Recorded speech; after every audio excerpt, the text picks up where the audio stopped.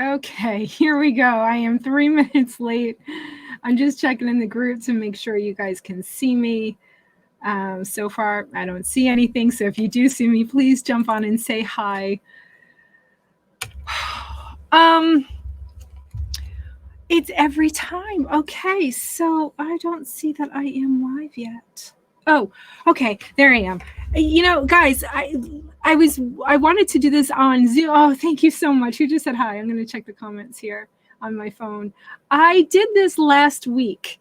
I tested everything out on last Wednesday. I'm like, we're going to use Zoom, and everything went perfect. And I just went on to do it again. It's to start workshop day 1, and it told me I don't have permission to go live in my group. So yeah, I'm so sorry. Mary, there you are. Hi, thanks for saying hi. Okay, so you guys can see me. Kara, thank you. Grace. Okay, I'm excited today too. I love workshop week. There's so many connections that are made, not just between me and you guys, but between everyone else. There's so many great conversations that get started. And I really feel like it sets the tone for the next couple of months. So whether you sign up for the 4-month coaching program or you decide to do it on your own, this week you make some really good connections. You get all the information that you need to start healing your body. So we always do a workshop every 3 months. What I do is every day I go live in this group for about an hour, depending on the questions and how much I'm talking, maybe an hour and a half, but about an hour. And I start every day at noon, hopefully, or a couple minutes thereafter. And we first start with why you have symptoms, because if you don't know the root cause of something, you can't heal it. Everything goes back to the root cause, right? So we start today with J1 of your body is not attacking itself. It's not. That's what we've been told over and over again. So first, we're going to get down to the root cause of why do you have symptoms? Where are they coming from? And why are they called multiple sclerosis? So then we're going to go tomorrow in day 2. We're going to talk about the first step of the protocol, the morning routine. I'm going to set you up with all the information you need. You can start tomorrow. And that's going to be your foundation. And then I'm going to take you through. We're going to talk to Matt Rowe on Wednesday, because it's not just the protocol. It's, and let me lower the light here because you can't see my eyes. You can only see the light. Okay, that is better. Okay, so we get Matt Rowe is part of the coaching. He's part of the 4-month coaching program, because I learned years ago, it's not just about the protocol. It's not just about what you eat. I can give you all the information in the world about what to eat, but if your mind isn't in the right place, if you believe that you can't heal and you're going to end up in a wheelchair or you're going to stay in the wheelchair, then that's what your body follows. Your body follows the mind. So I have learned that it's the body, the mind, and the soul. Catherine Rose is also a coach in the 4-month coaching program, because we have to understand the subconscious programming that's going on in the background that we don't even have access to, and that stuff needs to be cleared. So this week is all about introducing you to all of those components. I'm going to give you the entire protocol. I'm going to introduce you to Matt Rowe, Catherine Rose. We're going to do the whole thing so that this way, by the end of this week, you can say, all right, great, get me started on the 4-month coaching program. Let's do it together with a group of these awesome women who are the existing group right now. They're already preparing. They can't wait for the new group to come in. And on their own, they're like, you know what? Let's come up with a list of things that really helped us in the beginning to create that foundation. They're just such a really creative, supportive, kind group. So anyway, there's an existing group that the new group comes into, and we do it together. But the new group gets, well, so does the existing people. So the existing people go through it just with the new people again and again. It's called an ongoing support program. We'll get into more of that later in the week. So on Mondays, we talk about the protocol. Tuesday, in open forum, we talk about whatever's on our mind. Sometimes I have a topic. Sometimes it's just where the conversation goes. And then on Thursdays, we have a rotation of Matt Rowe, Catherine Rose, Jen Marks, Gluten-Free Marks the Spot. She's also a coach, and she gives us gluten-free cooking demonstrations. So Monday, Tuesday, Thursday, that's what the group is about, the 4-month coaching program. But what I do this week is go through every single piece of the protocol. So by the end of the week, you can say, great, I got all the information, Janine, thank you. I'm going to go it alone. Perfect. You have everything you need to do so. Or you can say, sign me up for the classes. I want that accelerated community support, and I want you to take me through month by month. It's a 4-month program for a reason. So we'll talk more about that on Friday. I'm actually going to give you a sneak peek into the Path to Healing program. And this way you have all the information you need to make that decision. Go it alone or do it with a group. So I see that everyone, thank you so much for saying hi as you're jumping on. And we're going to get started. So at the end of each video this week, there's going to be a homework post. So it's scheduled to post at 1 o'clock. So 1 o'clock from now, Eastern time. And if you do the homework, it's only one question. So just look up #homework if you don't see it in the group. Answer the question, and everyone who answers the homework question gets entered in a drawing. And then the next day we'll pull names, and you get a chance. You can have your pick this time. I don't pick for you. I don't say, okay, day 1, you win this. Day 2, you win this. No, there's 4 choices that you can pick from. It's a free session with Matt Rowe, a free session with Catherine Rose, a $40 Amazon gift card. I can send that right to your email. The reason why I picked $40 is because I'm hoping that you'll use it for the Vimergy B12. It makes such a difference right away. Or you can use it for anything you want. I mean, if you want to go buy some pretty, stuff on Amazon, go right ahead. It's yours, $40. So the other prize is 50% off the Path to Healing program. So one lucky winner will get 50% off. So you get to choose. All right. So for everyone who registered, great. You're going to get the recording tonight, by tonight. And if you haven't registered, don't worry. You're still going to see the live videos in the group. It's just that if you want that recording emailed to you, and if you want a reminder 2 minutes before I go live every day, that's what the registration is for. It gives me your email address. That's it. Name, email address, and then I can send you the emails. Going forward, I do send out emails when I'm being good about the business. So it's about once a month, maybe twice a month if I'm on a good month, but usually it's about once a month. And what else? Oh, I have to give you the disclaimer before we get started. I'm not a doctor. I'm not certified in anything. I use the same disclaimer that the medical medium uses, basically saying, do not listen to anything Janine has to say. She has no idea what she's talking about. I have that disclaimer everywhere. So the reason why I have to put that out there is because I'm not certified, and you need to know that. I'm not a doctor. So you can't say, well, Janine said. No, I'm only allowed to give you the advice that worked for me. So this is just everything that worked for me and things that are working for my clients. I have put it all into one package and made it so that there's so much information out there. What do you listen to, right? Like, do I listen to this? Well, that they say this works and they say that works. And, maybe I should do this and maybe I should do that. What I found is there are pieces to the puzzle. You need all the pieces to that puzzle. So there's a little bit here and there's a little bit there. I get on consultations a lot. I get, Janine, I've tried the gluten-free. I've tried the heavy metal detox smoothie. Nothing's working. But when we dig deep, none of those things were done all together. And I'm not saying to start it overnight, but it evolves. We evolve into it, which hence the 4-month coaching program. It takes 4 months to really evolve into that lifestyle. This is a lot. And although the protocol is pretty simple, if you write it out in bulleted points, it's pretty simple. But in those bulleted points, there is so much information in there to know, because when you first get started, a lot of times you are going to get worse before you get better. And what happens when you get worse? You feel like you're having an exacerbation, and then you go, oh no, what am I doing to myself?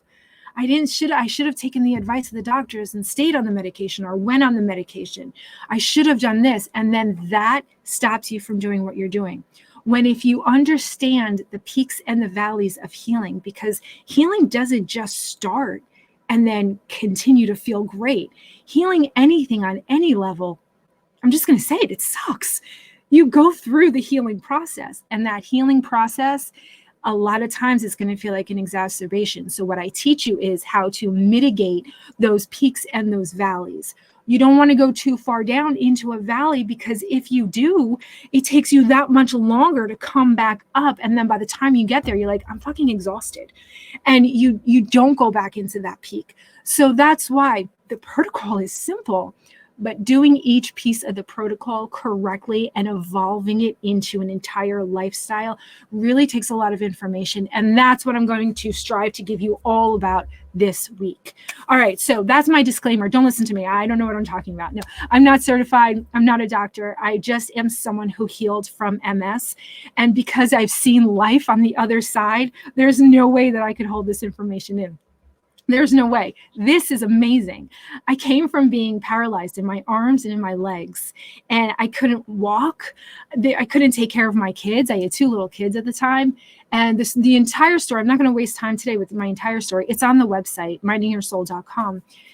I'll just tell you what the catalyst was. When I was paralyzed in my arms and my legs, my then husband left me alone with my 2-year-old daughter, Julie. She's now going to be 17 in a couple weeks.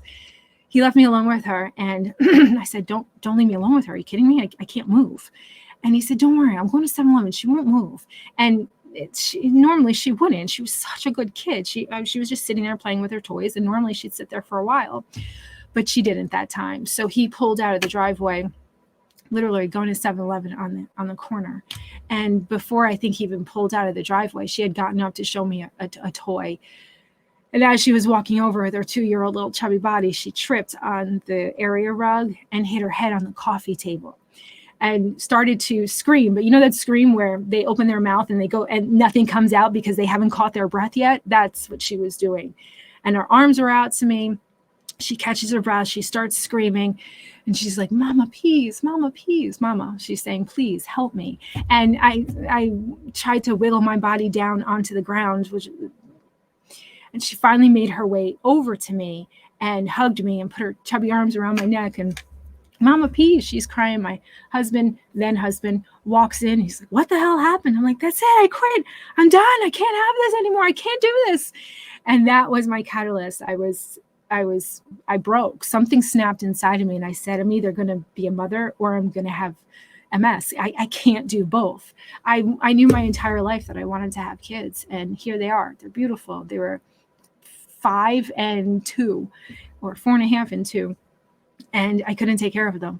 And so I quit my job.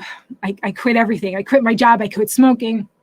I quit everything. And little by little, I found information that supported what I already believed. My belief was my body's not attacking itself. And anytime I asked my neurologist, well, what is causing this? Well, we don't know. What do you mean you don't know? You're going to give me drugs, but you don't know what's causing it? What are the drugs doing then? I'm going to tell you what the drugs are doing later. So I felt it like inside of me. I knew my body is not attacking itself. It's attacking something. And I don't know what it is. And I'm like, okay. So, these show House, I used to watch that all the time, all those medical shows where there's like a mystery to solve. I was my own like mystery to solve. So I knew that the immune system only attacks a fungus, a virus, and a bacteria. So I thought, all right, I'll just treat my body like I have all 3. The first thing that I did was I eliminated everything. I found this book. The first book that really got me on this path was the MS Recovery Diet book. It was about these 2 women. One was bedridden, one was in a wheelchair, both with MS. And they were told, sorry, there's nothing else we can do for you. This is it. Basically what my neurologist told me. He told me, Janine, no one dies from MS. You should be happy. Are you fucking kidding me? So in this book, they both healed themselves with food. Now, I had never been someone who thought food had anything to do with anything. Food was just something that we did to survive. So my diet consisted of Jersey Mike's subs and Domino's pizza and a pack of Marlboro Lights a week. So, or maybe more than a week. I didn't understand. And once I read in that book, okay, food, there's something to this. They talked about the elimination diet. So I eliminated everything for months. I eliminated everything that I thought was an allergen, I eliminated and slowly tested things back. Once I eliminated everything, and I'm talking about everything, all I ate was chicken, vegetables, fruit, nuts, seeds, and I drank water. And I did that straight for a month before I started testing things back. And each month I would test something back. So let's say I did dairy, I did soy, I did, I want to say corn, but I don't think it was corn. It was something else. I did these 3 things. Granted, this was back in 2008. Julie was born in 2006. So this was in 2008 that I did this. And I in that first month, I felt such clarity. All of a sudden, I was like, oh my God, something's happening. And so I think it was 3 or 4 months in that I tested back the gluten. And I thought, all right, great. You know what? I can't live without gluten. It's probably not the gluten. So for the first time I ate gluten, a bowl of tortellini. Anyone who's Italian understands, like, it's tortellini. Like, how could you live without that? I had an entire bowl of it. That day, nothing happened. That day I was fine. I'm like, well, thank God it's not the gluten.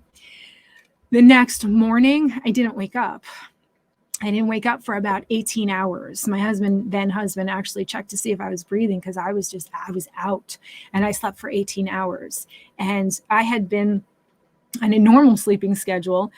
Things were coming back. They weren't completely back, but I could feel them. I could move. I wasn't paralyzed in my legs and my arms anymore. And then after sleeping 18 hours that day, it was 18 hours the next day. And my body did not recover for about 2 months from that gluten. So then I knew there's something to this gluten. And that's when this journey started. That's when everything started. So I kept going and finding more things to help out my immune system, clean out my liver. I was drinking, and this was way before the medical medium. He didn't put out his first book until 2015. So fast forward now to 2015. A lot of things happen in between that. I do videos on it. We'll never get through anything if I tell you all the stories. But husband left just out of the blue, just said, good luck. I can't do this life with you anymore. I'm done. He left. Hurricane Sandy happened. There's a tree in my kitchen. However, we're going to fast forward through all those stories. One day I'll do the live at 5 on them. So 2015, the medical medium releases his first book. Now, I'm about 60% of the way healed. I still lose my right leg from time to time. I still got the tingles and numbness here and there, patches, fingertips, toes. I still got dizzy and tired at about 3 o'clock in the afternoon. It was like all systems down by like 6 o'clock. Being a single parent, I made sure to have my kids in their pajamas by 5 o'clock in the afternoon, because I knew after dinner, that's it. I was done. When I came across the medical medium, he spoke to me the way I did. Of course, I'm sorry if he hears this, but he sounded like a complete insane person, talking to the spirit of compassion and this. But the other things that he was saying about how the body's not attacking itself, he had been saying these things that I'd been saying to myself for years. So I thought, all right, maybe this guy has something. And I started trying what he said in the book. Within a year, I went from 60% to 100% healed, 100% healed. Even my right toe that I thought, I don't care if I ever get that back, who cares? Even my right toe, no numbness, no nothing, energy all day long. So from 2008 to 2015, I healed myself about 60% of the way. 2015 to 2016, the rest of the way. So what I did was I kept going with that. 2018, I'm like, shit, I gotta share this information. This is amazing. And I started reaching out to people on Facebook, and most of them blocked me or kicked me out of the group. But there were these 2 women who were like, all right, you sound insane, but let's see what you got. And so I said, well, I'm not going to charge you. I just want to see if this works for other people. Cause maybe I just willed it to myself. Maybe this doesn't actually work. And I'm just living in this fantasy world, because I had to heal, but it worked. And then I started working with more and more people until I left I went from full-time to part-time in my job because I was working with so many people. And then eventually, this is what I do now full-time because it works. And I finally got a bunch of the testimonies up on the website. So I didn't ask any of the clients to do this. It's just become a trend where people are taking video and posting it in Mind in Your Soul and the Path to Healing program. They're posting the videos of them walking. And Arden was the last one, 15 years bedridden. I'm telling you, when I first talked to her, I didn't know that she was bedridden for that long. Arden's always living in the present, and she never talks about. So when she came across my protocol, she came to me and she's like, I tried your protocol. I can walk and get my garbage, take my garbage out at the end of the driveway. I had no idea that she had come from being bedridden for 15 years. Fast forward 2 years later, I just interviewed her 2 weeks ago. She's dancing. She's going to the beach with her grandkids. This works. So Okay, did I go over everything that I wanted to go over? Okay, yes, I did. All right, so now we're going to get started. So what the hell is going on inside your body? Why do you have symptoms? We're going to get down to the root cause of it first. And I'll tell you, it's a lot easier now talking about the root cause of MS because it's out there. It's finally out there. The medical community is finally recognizing that there is a connection. They don't see exactly what the connection is. All of this information comes from the medical media. Lower this heat. So I've translated all of his books, and what we're going to talk about now is the 4 stages of the Epstein-Barr virus. The Epstein-Barr virus is what is causing your symptoms. So let's track it back, because when I first read about these 4 stages of the virus, I was like, oh my God, that's my childhood. We know before we were diagnosed that we had symptoms, crazy, weird symptoms that people would just blow off, where we always knew something was wrong, most of us. Keep in mind, there's over 60 different strains of the Epstein-Barr virus. It's a virus, just like the flu, just like COVID. It's constantly morphing into new and much better strains. It was discovered in the 1940s, 60s, I always forget. Medical Medium says it's been around since the 1900s. I think it was 1964 that it was discovered by these 2 doctors. What they don't know is that it's still in your body. Once they test for it and they see the antibodies, which is usually an indication of a past infection, it's still in your body. Okay, so we're going to go through it. I'm getting ahead of myself. All right, so stage 1. Stage 1 of the Epstein-Barr virus, you came in contact with somebody who was contagious. And you did that through probably saliva or blood, or you came in contact with someone who was contagious and you contracted it. But you didn't know it, because once it enters the body, it doesn't do anything. There are no symptoms. It kind of just rides along, building its strength, building its numbers, because it's a virus. It's a living organism. It replicates, it duplicates. And that's what it's doing inside your body. The whole time you have no idea what's going on. And unfortunately, this is the time when the virus can be killed very easily, but because it eludes medical tests and because it doesn't present with any symptoms, you don't know you have it. So why would you do anything to kill it? You don't know you have it. So this is stage 1. You've come in contact with it and it's just swimming around your body with free reign, and it's replicating and duplicating and preparing for an attack. Now, how does it determine when to attack, when to go into stage 2? Well, why do you think it's called? Women get this the most as opposed to men, because what the virus waits for in very opportune time to attack, when you are down, when your body has gone, I can't do this anymore, when you're burning the candle at both ends, when you're freaking exhausted, when you're going through something that's completely out of your control, either puberty, pregnancy, menopause, all the hormonal upheavals, because the Epstein-Barr virus feeds on those stress hormones. So as soon as it sees that your body is flooded with these hormones, it goes, this is it. This is the time. Attack. And that's when it presents with symptoms, because your immune system goes, what the hell are you doing? What are you doing here? And it sees it and it starts its attack. And so while your body is attacking the Epstein-Barr virus, you have symptoms. Now, remember, there's over 60 strains of this virus that go from very mild to extremely aggressive. If you have a very mild strain of the virus, then you're not going to get much more than a sore throat, body aches, maybe you feel like you have allergies or a cold. Nothing that's going to send you to the doctor that's going to diagnose you with mono. Mono is stage 2 of the Epstein-Barr virus. Some people, like myself, had a very aggressive strain of it and ended up in the hospital with mono as a young girl. I was in middle school. A lot of people are in high school or college.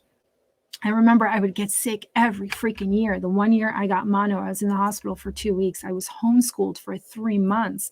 I was just telling my daughter the story of, we lived in a very long ranch and it was a walk from me. I camped out in the den, which is on one end of the house, and the bathroom was on the other end of the house. And my mother, single parent, she would have to go to work and leave me alone. I was home for 3 months being homeschooled.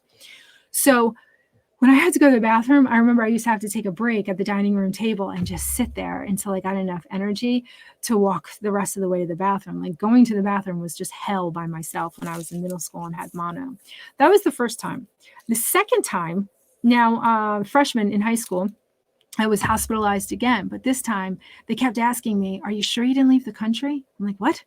No, I'm in high school. I didn't know if I left the country." Because my white blood cell counts, my immune fighters were off the charts. So they were seeing that my body was responding to an infection, to an invader, but they couldn't see the invader. Epstein-Barr knows how to evade those tests. So they said, well, we don't know what to do to you or for you, but to pump you with antibiotics. And I was on antibiotics again for 2 weeks, intravenous antibiotics. So that was my childhood. That was stage 2. Now, the Epstein-Barr virus, let's remember we're in stage 2 right now, but in stage 2, you're also going to get the sore throat, the sinus infections, because the Epstein-Barr virus has what the medical medium calls is a best friend. It's a cofactor, it's a best friend, and it's a bacteria. It's the Streptococcus bacteria, as we know, the strep throat bacteria. So Streptococcus acts differently in people. It's either going to travel north in your body or it's going to travel south. Very rarely does it do both, but I have seen a few cases where they have all the symptoms of the north and the south. So if the Streptococcus virus bacteria travels north in your body, you're going to get the tonsillitis, the sore throat, the strep throat where it's covered in the white, sinus infections all the time. Story of my life, middle school, high school, young adult, always. I could never get sick without getting strep throat. So that's when the virus travels north. The bacteria. When the Streptococcus bacteria travels south in your bodies, that's when you're going to get the chronic UTIs. Almost all of my clients who I work with, we're dealing with the UTIs too. So the UTIs, the kidney problems, the bladder problems, can't hold it or can't empty it, constant infections in the bladder, constant infections in the tube. That's all the Streptococcus. It is not separate from the Epstein-Barr. They work together. So you have the EBV, the Epstein-Barr virus, and the Streptococcus virus. They each cause their own set of symptoms, but they come together. So when you have all of these MS symptoms and you have UTIs, you're thinking, oh my God, like as if MS wasn't enough. Now I got to deal with these UTIs, or I got to deal with strep throat, or I got my tonsils removed when I was a kid. This is all because of the virus. The virus brings on the bacteria. So another reason why we struggle so much with this bacteria is because if you were on rounds and rounds of antibiotics, medical medium, he just explained this really well in his new Brain Saver book. I point to it because those are all my medical medium books. He explained this really well. The medical industry isn't aware of the tiny microscopic hairs that line our intestines. And our intestines start here and go all the way down.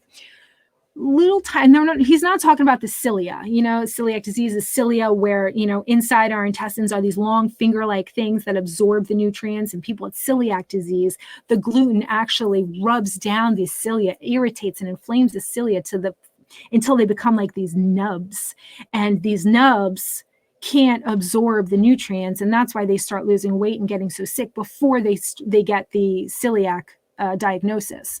So we're not talking about the cilia. We're talking about little tiny microscopic hairs that line the intestinal wall. What those hairs are responsible for is being a home, harboring the good bacteria. All of that good bacteria needs to be there as a defense for the bad bacteria. And he explains it's not that the good bacteria fights off the bad bacteria, but it creates the wall so that the bad bacteria can't get to the lining and live there and thrive there. But the good doesn't kill the bad. What we eat kills the bad and lets the good thrive. The fruits, the vegetables, all that good stuff kills the bad bacteria. So rounds and rounds of antibiotics are killing that good bacteria and creating an environment for the bad bacteria to thrive. the Streptococcus bacteria to thrive in our bodies. So that's our tubes are completely overtaken by the Streptococcus virus. And that's why we're having the symptoms that we're having, whether it be north or south. And that's why it's so hard to get rid of. Right now, a client of mine, I love making her tell the story. When I first met her years ago, she said she was either getting a UTI or recovering from a UTI. That was the story of her life. She just, this is what she dealt with. And ever since healing, she doesn't get any more UTI. She's like, Janine, I don't remember the last time I got one. That's how long it's been. And she's never been able to say that in her life before since she was a young adult. So stage 2, the Epstein-Barr virus is creating symptoms that are either going to take you to the doctor or not take you to the doctor. So if you've never been diagnosed with mono, that doesn't mean that you don't have the Epstein-Barr virus. So now what happens in stage 3? So let's go back to stage 2. You have mono, right? Takes a couple months like me, and finally you're getting better. You're always freaking exhausted though. You don't ever feel like you've 100% recovered, right? It's because what happens in stage 2 is the virus leaves your bloodstream and heads for an organ. That's stage 3. So stage 3, the virus has found a home in one of your organs. It has left the bloodstream. When it leaves the bloodstream, what is left behind is the antibody from your immune system that was created to fight the virus. So when you go get tested for the Epstein-Barr virus, say this is new information to you, and you go to the doctor and you're like, I want to know if I have EBV. So they do this simple blood test for it, and they go, oh, no, you're good. We see antibodies, but that indicates a past infection. You no longer have Epstein-Barr. Well, according to the medical medium, guess what? That's your indication that you have the Epstein-Barr virus, because the virus has left the blood in stage 2 and it has gone into an organ. Now, here's where it gets interesting. The virus heads for an organ. Which organ? Well, it has its choice. All of our organs, if you're not taking the steps to prevent this, are riddled with heavy metals and toxins and a great feeding ground for the virus. Depending on what strain you have is going to determine which organ it lies in, because it's going to determine your organs are going to determine which food source is best for that strain. So no one knows. We can't unzip you and look at it. So when the virus goes into stage 3 and heads for an organ, depending on what organ it decides to live in, is going to determine your symptoms. So now you have a collection of symptoms, right? You're an adult, maybe 30s, 40s, 50s. You go to the doctor and you're like, I have this collection of symptoms. What do I have, doc? And the doctor goes, oh, well, you have thyroidism, or you have Crohn's disease, or you have IBS, or you have MS. Whatever organ your Epstein-Barr virus strain decided to take a home in is going to give you a certain collection of symptoms that you're going to take to the doctor. The doctor's going to say, oh, we've named that collection of symptoms this in autoimmune disease. So if the virus decides to take up residence in your thyroid, depending on what strain you have, you're either going to have Hashimoto's, hyperthyroidism, or hypo or hyperthyroidism. If the virus decides to live in your intestinal wall, depending on the strain, if you have a very mild strain, you're going to get diagnosed with IBS. If you have a very aggressive strain, you're going to get diagnosed with Crohn's disease. If it attacks and decides to live in your liver and in your kidneys, then you're going to get a collection of symptoms that you take to the doctor, and he says, oh, this collection of symptoms is called MS.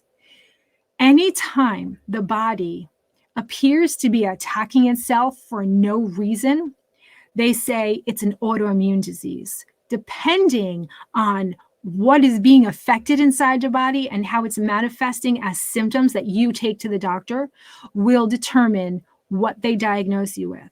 But all autoimmune diseases are a result of a strain of the Epstein-Barr virus.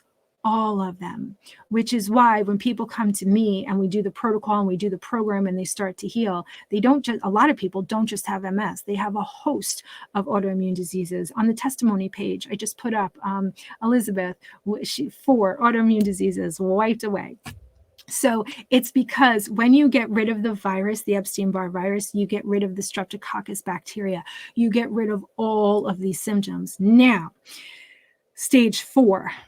Stage 4 is the final goal of the Epstein-Barr virus. it wants to ride your nervous system. Why? Because your nerves are the freeway to all of your organs. So as you get older and your liver gets more sluggish and the virus goes, ooh, there's tons of food in here. This is great. But guess what? I'm sure there's a ton more food in all these other organs. Let's go see. And it rides your nervous system. So now it's attacked your nerves, fibromyalgia. All of these autoimmune diseases are caused by the Epstein-Barr virus, and depending on which stage that it's in will determine your symptoms, take you to the doctor, and that's when you get the autoimmune disease diagnosis. Autoimmune, what does that mean? It means that your immune system is automatically attacking. There's no such thing. Your immune system doesn't automatically attack. You don't just do something wrong and your body goes, oh, we're going to attack you. No, your immune system is always attacking something to protect you from. So how has it been able to evade doctors for this long, right? Doesn't sound crazy. How does Janine on Facebook know this and doctors don't, the neurologist doesn't? Well, first of all, I don't. The medical medium does. I'm late on my smoothie today. So what happens is the reason why, I mean, doctors aren't crazy. I don't think that they're lying. They're not lying to you. It's just they're trusting the instruments that they're using, that they have available to them. So what happens is the virus is in your body. Let's take your lesions, right? The scary word for scars. Oh, but I have scars everywhere. First of all, everybody has scars. Everybody has white markings on an MRI. Every single person. However, not every single person gets an MRI. So we have to debunk that. Oh, well, I have lesions. Everybody has lesions. It's a ridiculous part of the diagnosis. It's a ridiculous part of it because everyone has them.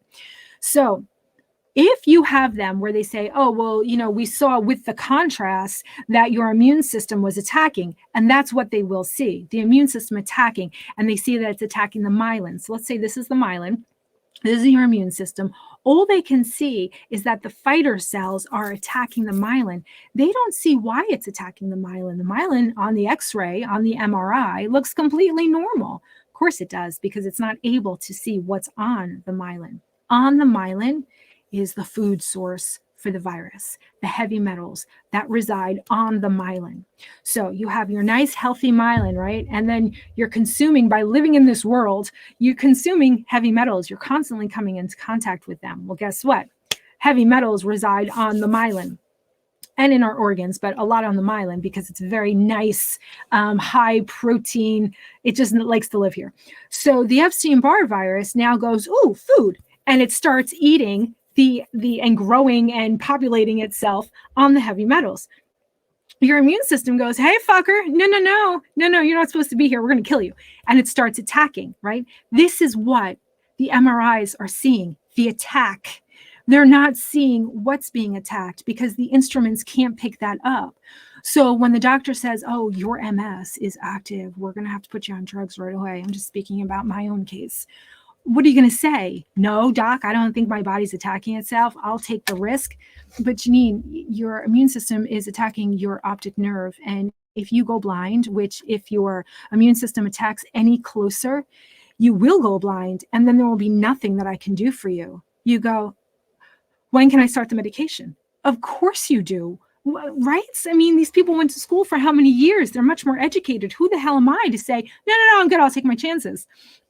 So I completely understand, but if you know what's going on inside your body and you know the measures to take to start removing those heavy metals and getting them out of your body, then you will have the confidence to say, no, I know what I'm doing. I'm not going to take the medication. Again, refer back to the disclaimer. I'm not telling you to do something or not to do something. I can't. I'm not a doctor. I'm not certified.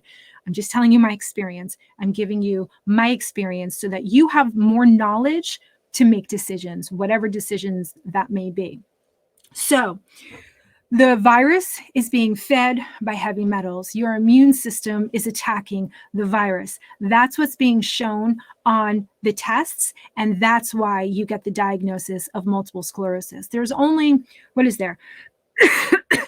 The blood test, the MRI, and the spinal tap. Those are the 3 tests that you need for a confirmed MS diagnosis. Well, guess what? Let's go through them. The MRI, right? Oh, we saw lesions. Okay, check that box. Okay, everyone has lesions on their brain, every single person. 2, you need to get the spinal tap. Did you know that the spinal tap test that you take has to come back clear? It has to come back that there is nothing wrong with the spinal tap fluid for them to check the box to give you an MS diagnosis. Okay, so you got the MRI, you got the spinal tap, and then you got the blood work. The blood work, did you know, has to come back clear, perfectly fine, in order for them to check the box. Yep, 3rd, okay, she's got MS. Because MS is a differential diagnosis. It's just a fancy term of saying we need to rule out anything else before we can say it's multiple sclerosis. So the spinal tap and the blood test have to come back completely clear. So here, I need a visual aid. So when the doctor is standing in front of you and they're going, your test results came back from the MRI, the blood test, and the spinal tap, your blood tests, they came back and it is indicative of multiple sclerosis. Your heart sinks. You've just been handed a death sentence. That's how I felt. What he's looking at is all of those tests were clear. All of those tests were clear. They do not understand why your body is attacking itself and you have brain fog, numbness, fatigue, UTIs. They don't understand why you have all of that. So they go, okay, well, everything else is clear. We don't know. And she still has this set of symptoms. So if this is clear and she has this set of symptoms, okay, it's MS. There's nothing in your blood and there's nothing in your spinal fluid that says, oh, this is MS, because what is MS? They don't know. And if you ask them, they will say, I don't know. If you ask them, well, how did you diagnose me? What is a differential diagnosis? They'll say the same thing. Actually, if you Google it right now, the Mayo Clinic, that's the definition. So your body is not attacking itself. There is nothing wrong with your body except that you came in contact with a virus that your body has been trying to fight way before you got this diagnosis. Way before you got the diagnosis. And you know that because how many times I talk to people, and myself included, where I'm like, I got these really weird symptoms as a kid. I remember standing in the grocery store with my mother. This was probably the first time it happened. I was 12, 13. And I got this lightning bolt, this electrical current that, we now know it is, in my stomach. And it was so bad, it took me to my knees. It only lasted like a split second, but it took me to my knees, took my breath away, literally. And I get up, I'm like, oh, and I'm out of breath. And I got to lean against something. My mother goes, what happened? I'm like, I don't know. I feel like I got struck by lightning or I got electrocuted. She's like, that's weird. Next time I go to the doctor, I tell him what happened. And, the pediatrician. And he goes, that's weird. Never heard of that before. And it kept happening throughout my life. It kept happening so much that when I was pregnant with Christopher 20 years ago, I said to my husband then, I go, what am I going to do if I get those electrical shocks? This was before I was diagnosed when he was 2 years old. So I'm like, what am I going to do if I get those electrical shocks? He's like, I don't know. I did get it when I was when he was a baby and I was holding him and I didn't go down. You don't drop your child. But it was it happens. There was no rhyme or reason to it.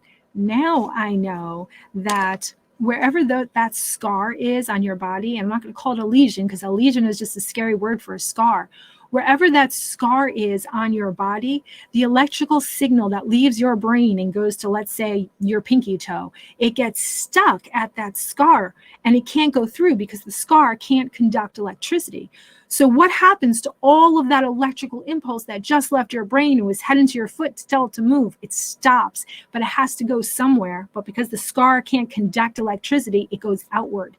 That's what we're feeling. Those are those electrical impulses that take us down. And they're in all different parts of our body. Mine was always in my stomach because of where the scar was on my spine.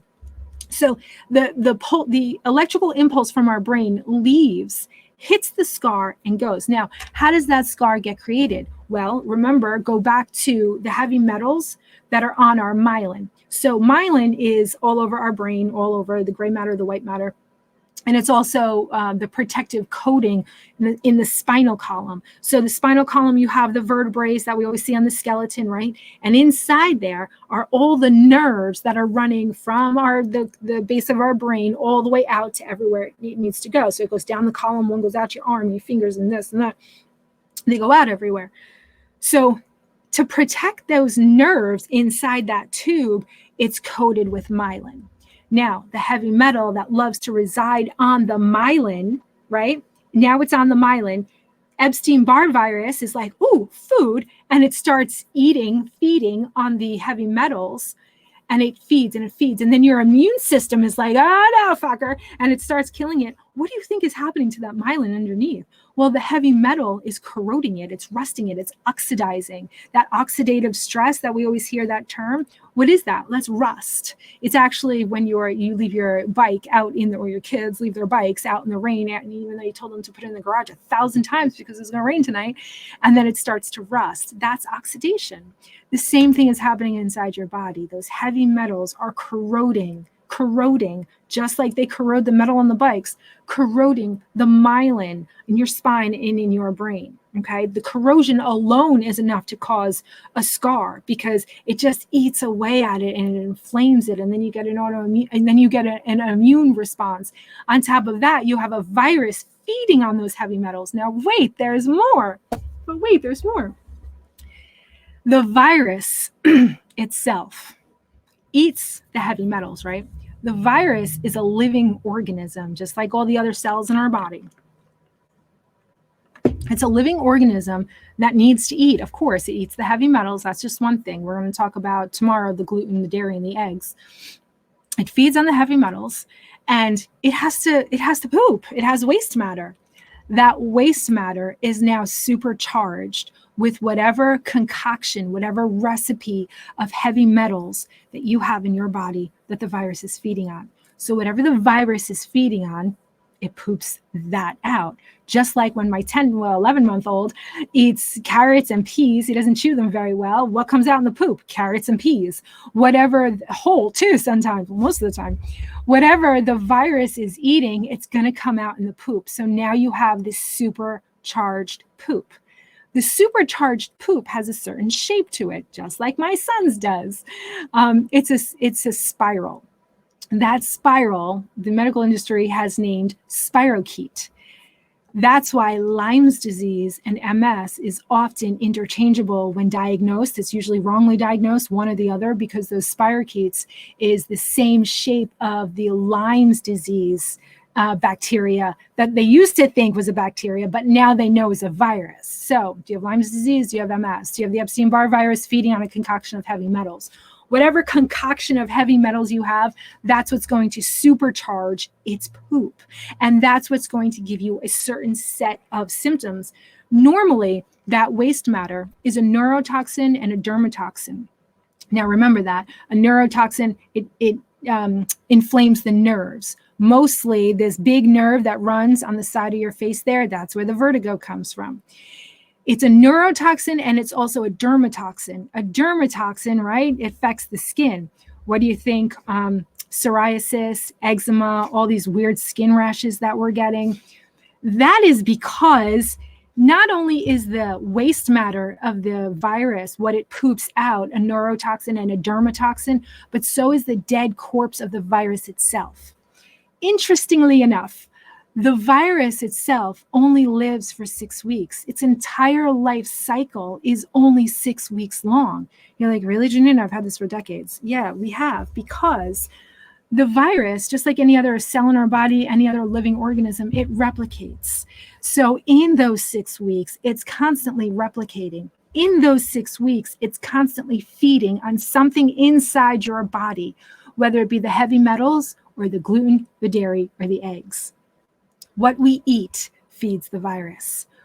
What we come in contact with, let's say we're not eating something with heavy metals, but it's in our environment, it's what we touch, it's in the air, it's getting absorbed through our skin, and we're now consuming heavy metals, another food source for the virus. So just like anything else, any other living organism, when you remove the food source of the virus, it begins to die. It weakens. It doesn't replicate as much. Now, there's another interesting thing about this fucker called the Epstein-Barr virus. This is how it's been able to elude medical tests and instruments for so long, because it's a smart fucker. It's a very smart virus. Like an octopus, You know how an octopus inks to get away from its predators? You know, it sees a predator and it puts ink out into the water and creates that smoky smoke screen of ink so that the predator can't see where it's going and the octopus is able to escape. That's exactly what the virus does. The virus puts out like this smoke screen to evade your immune system.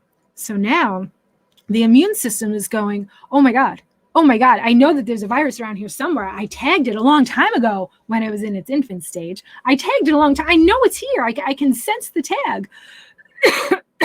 But guess what? That smoke screen prevents your immune system from seeing it. However, when you remove the food sources of the virus, the gluten, the dairy, the eggs, the heavy metals, when you remove all of that and the virus begins to die, begins to weaken and begins to die, it can no longer put out that smoke screen.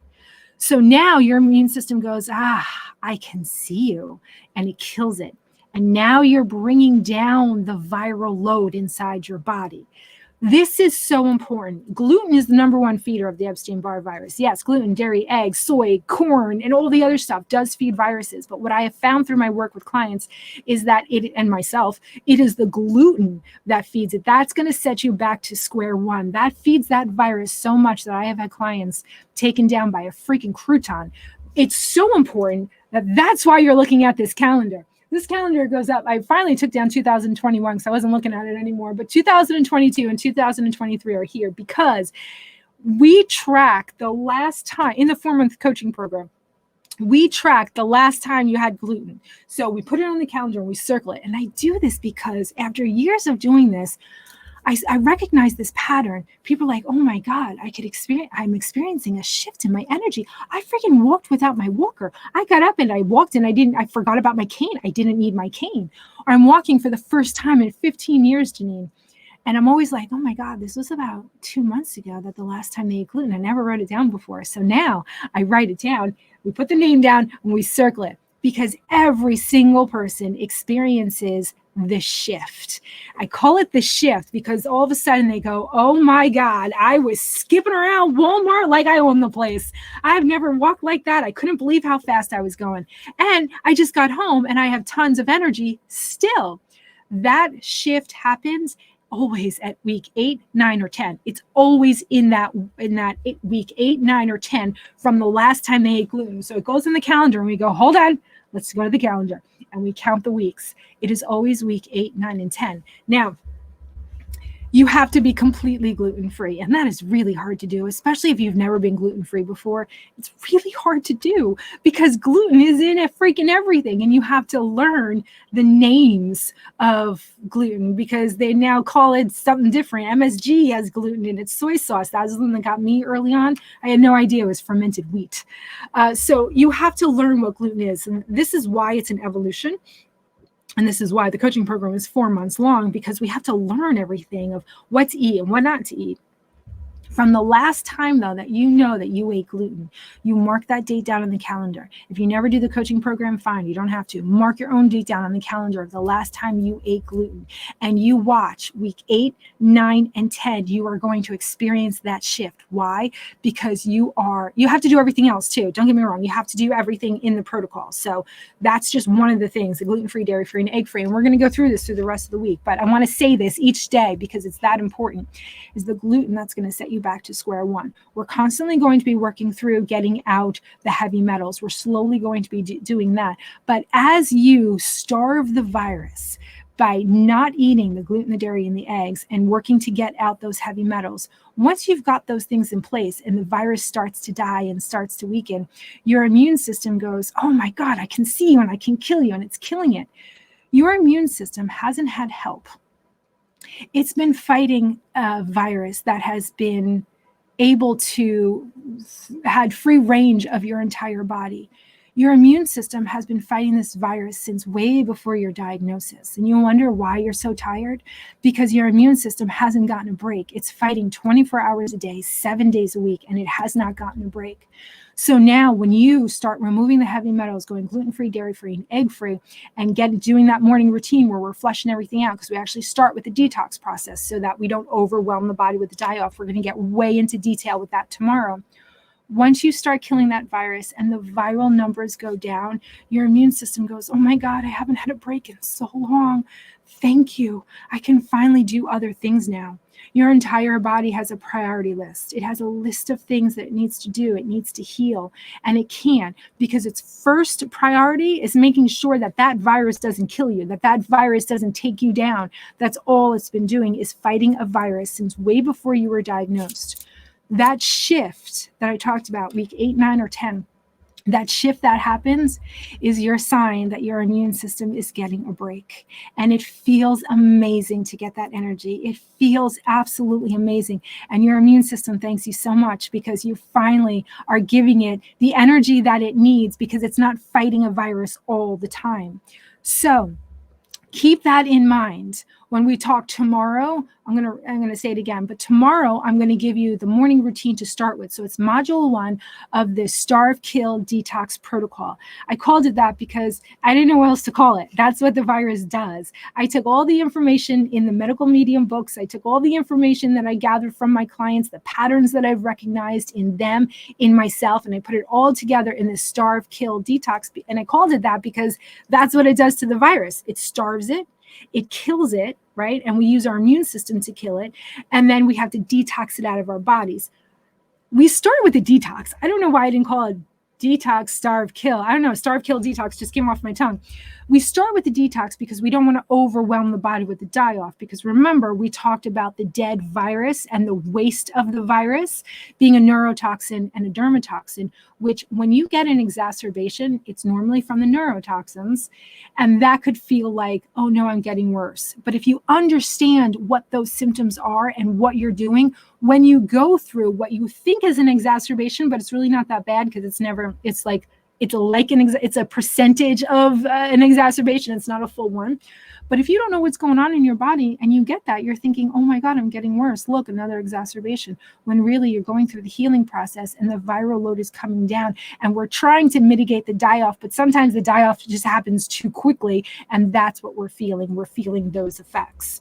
So I'm so sorry. I'm going to go give my throat a break for a second and just look at the comments. If you guys have any scrolling, okay. If you guys have any questions, put them in the comments, because I still get notifications later with your comments and I can still answer those questions. So today we talked about why you're sick, why you have the symptoms, where they came from. So let's just review really quick. Stage 1 of the Epstein-Barr virus, you came in contact with someone who was contagious, you got it. It's in your body, but you don't know what's in your body because it doesn't present with any symptoms. It's just using this time to swim around your body and duplicate, right? Replicate itself and build its numbers. And it plans its attack of when you're vulnerable, when you're weak, whether it's a car accident, something very traumatic, puberty, childbirth, menopause. It uses a very traumatic, either emotional or physical experience. It recognizes the stress hormone in your body and it goes, ooh, she's weak. Here we go. And it goes on the attack. That's stage 2. Stage 2 is you have symptoms. Normally, you get diagnosed with the mononucleosis virus if you have a very aggressive strain. 60-something different strains of the virus. They go from very mild to very aggressive. If you get a very aggressive strain, yeah, you're going to get diagnosed with mono. You're going to have all the symptoms. You're going to be like me and out for months in middle school and high school. Or if you have a very mild strain, you're going to think you have allergies. You're going to think you have a sore throat, when really it was mononucleosis. And that was the first indication of the Epstein-Barr virus. So that's stage 2, mono or symptoms like it. Then it goes into stage 3, where it goes, we're done with this blood. Let's get out of here. There's more food inside the organs. Let's hide there. Now, when they go to test and they say, oh, no, you're fine. We just tested your blood. And guess what? We only see your antibodies, your immune system antibodies, which means you had a past infection of the Epstein-Barr virus. Well, that's because they didn't biopsy all of your organs. Because why would they? If they biopsied all of your organs, they would eventually find a live and thriving Epstein-Barr virus, because it has left your blood in stage 3 and found an organ. Whatever organ it finds, whatever organ it decides to live in, that's going to give you a collection of symptoms. It's going to take you to the doctor, and you're going to get a diagnosis of an autoimmune disease. Depending on what organ it lives in will determine the name of your autoimmune disease. So stage 4, the virus goes, you know what? If we ride the nervous system, we can get to all of the organs, and it starts riding the nervous system. And then you get diagnosed with fibromyalgia, and then you get diagnosed with more autoimmune diseases. This is all the Epstein-Barr virus. So we talked about multiple sclerosis being a differential diagnosis, which means the tests have to come back clear. And you go, oh no, but I have lesions, scars. You have scars. Everybody has scars. And if you have scars, MS isn't something. It's actually nothing with a collection of symptoms. Your body is showing nothing in the blood, nothing in the spinal tap. And if you're going to go off lesions alone, everybody has lesions, because 90% of the world, 85% of the world's population has a strain of the Epstein-Barr virus. This virus has been around since the 1900s. So many people have the Epstein-Barr virus. So many people's immune system is attacking the virus and they don't even know it. Why is chronic fatigue syndrome a thing? Oh, because your body's always fighting the virus. I wanted to talk one more thing about heat intolerance. Yes, your heat intolerance will go away. What is heat intolerance? Like, why does everyone with MS have heat intolerance? I remember people used to come over to my house and know that they had to bring a sweatshirt because it would be freezing. I would have the heat down near 60 degrees because that was the only way that I can function. If I was just a little bit warm, then my body would go into complete shutdown and I wouldn't be able to move. It was like the air was molasses, and that's how I would move. The Tin Man without oil. The heat intolerance, you know what that is? That's your immune system going, I'm too fucking tired to cool you off. I'm so sorry, but I have been fighting for you since you don't even know how long. All I do is fight all day long to keep this virus away from you. And now you want me to adjust your temperature because you're uncomfortable? I'm sorry, but your discomfort is not going to kill you. Your virus is. This is the talk that I imagine goes on. That's what heat intolerance is. It's just your immune system, all the systems in your body going, I can't cool you down. I can't warm you up. I cannot regulate your temperature because I'm too busy dealing with this god-awful virus that won't go away, and you just keep on feeding it. That's what your immune system is saying. So what we're going to learn this week is how to stop feeding the virus, and we're going to understand the peaks and valleys of healing so that as you go through this process, even if you don't do the 4-month program, because you don't have to, you're going to have all this information. You can get started tomorrow, actually, now that you understand the root cause and your body's not attacking itself, and you absolutely can heal. And it is amazing on the other side of exhaustion. Life is amazing on the other side of exhaustion. Does healing end? No, because then you just heal other things. If you're in my coaching program and you know my relationship history, whatever, that's a whole nother video. Healing's always happening. So let's get this virus under control. Let's give you all the information that you need. You can start tomorrow. I'm going to talk about the lemon water, the celery juice, the heavy metal detox smoothie, how to do all of that in a safe, easy way without turning your life upside down. Here's a word of really good advice. I didn't follow it, but working with everybody and talking to clients who have healed themselves, they're like me. The type of people that this attracts, that this protocol attracts, are the ones that are like, I got the information, I'm going to heal it, and I'm going to go balls to the wall, and I'm going to heal tomorrow, and I'm going to do everything. I'm not going to take breaks. Yeah, I know. I do the same thing. You have to take breaks. To us, taking a break kind of feels like you're slowing everything down. You could be doing more. No, taking breaks is actually going to allow you to heal faster. So I talk about taking breaks from the lemon water, the celery juice, never from the gluten, never take a break from not eating gluten, but from everything else. We're going to learn tomorrow how to take those breaks to give your body the time to catch up so you don't fall down into those valleys too deep. So think about the questions that you have that were raised today that you can bring to the table tomorrow so I can get them answered for you live or put them in the thread here. I'm also going to post the homework.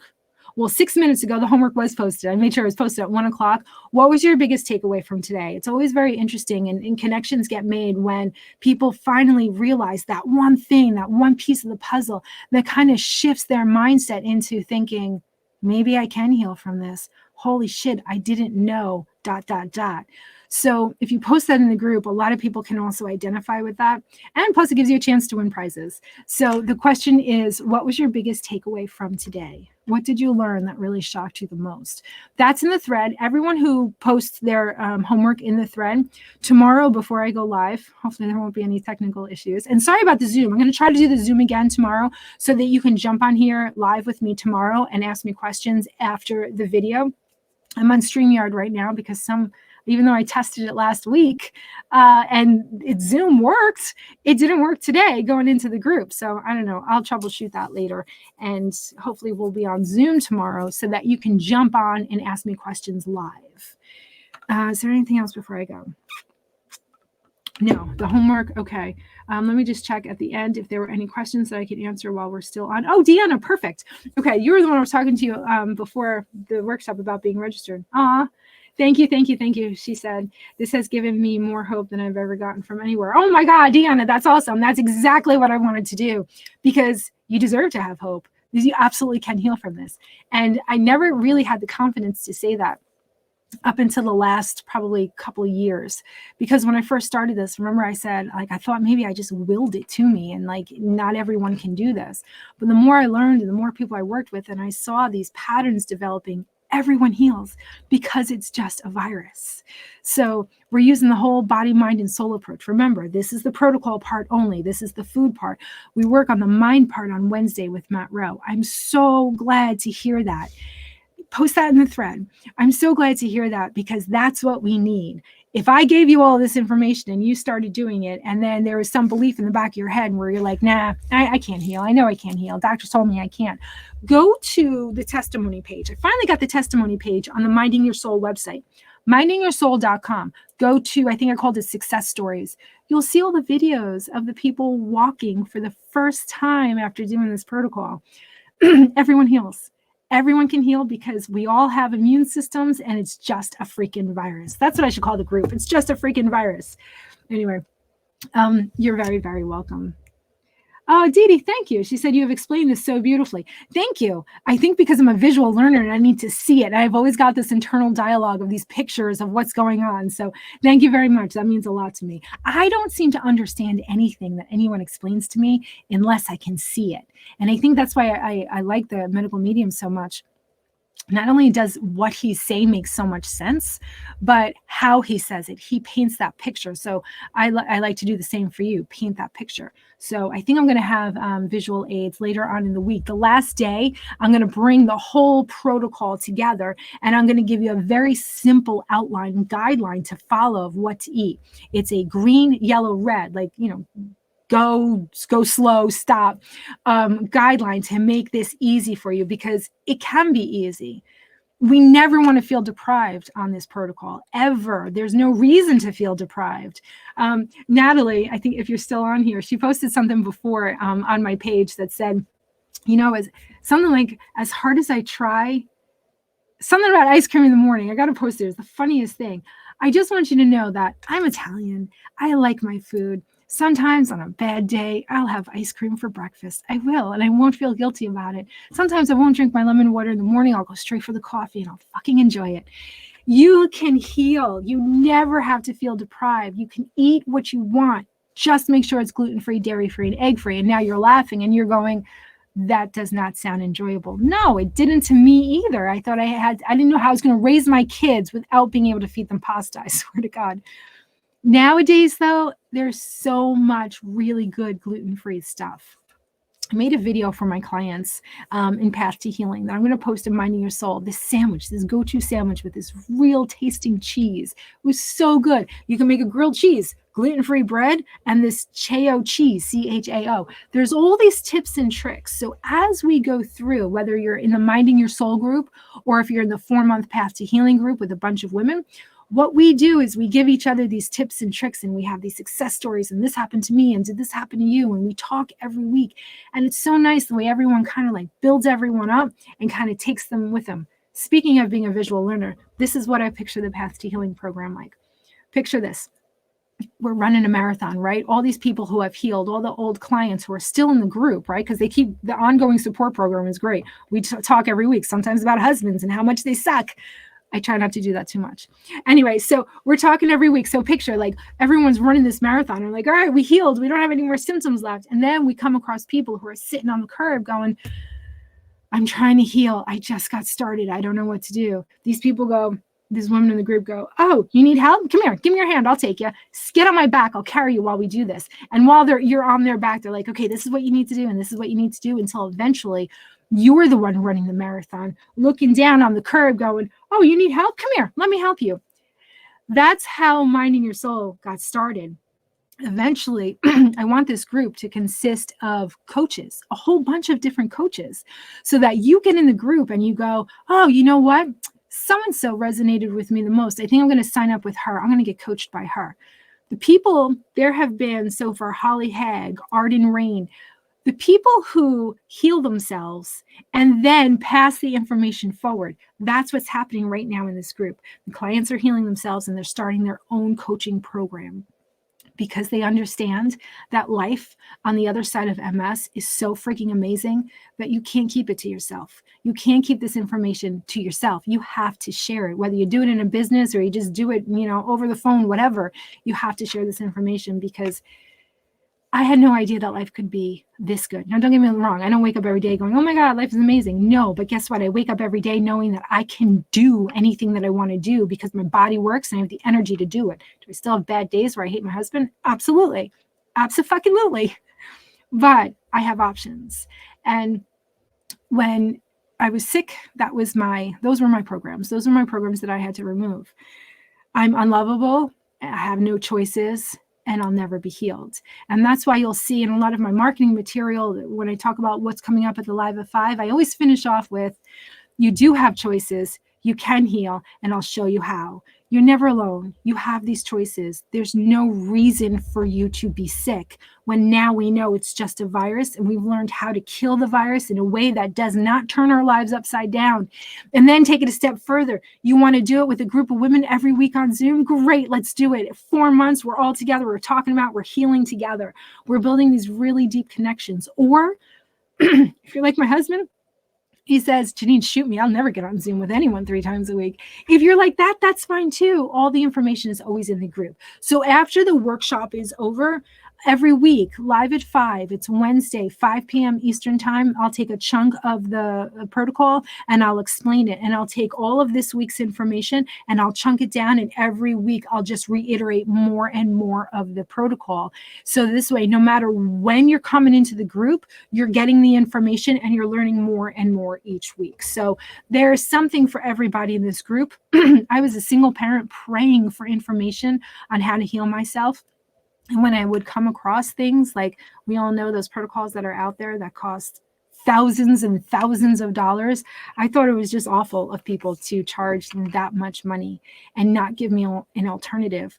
I'm here, I'm willing to do it, but I can't choose to either feed my children or get the information I need to heal myself. I'm always going to feed my children, always. So I never got the information. I never had the coach that I was looking for. And because I could never find her, I became her. This is my way of giving back to everybody out there who is sick and thinks that they have no choices. You have a ton of choices. And it doesn't matter how much money you have, because the information is here for you. I'll always give you this information for absolutely fucking free. The only thing I'll charge you for is you want to do it with a program, you want to do the coaching program, a whole bunch of other coaches, great. I'll charge you for that, but you don't need it. You can do it that way or you don't have to. So today was why you're sick. Tomorrow is how to get started healing. You can get started right away. So we're going to talk about that tomorrow. We're hopefully going to be on Zoom if I get my technical skills back up to where they're going to be. Look for the homework thread. If you can't find it, just type in #homework. You'll find it there. And if I didn't, I can't see the comments again. Have mercy. Yes, I can. Okay.